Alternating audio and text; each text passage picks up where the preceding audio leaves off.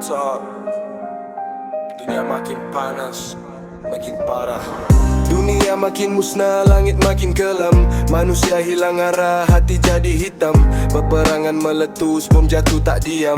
Jeritan tak didengar, semua jadi kelam. Keganasan berleluasa tanpa rasa malu. Kuasa jadi matlamat, darah jadi peluru. Yang kaya makin tinggi, yang lemah terus layu. Kemanusiaan hilang, tinggal nama yang palsu.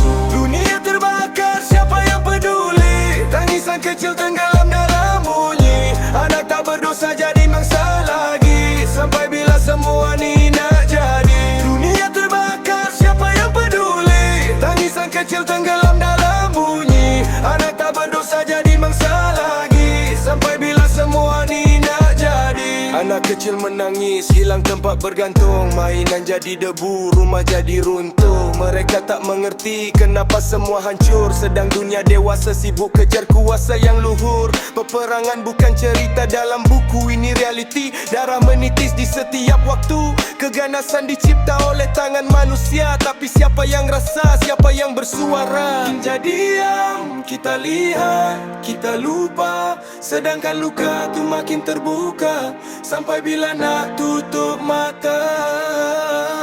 Sedangkan dunia dah hampir binasa.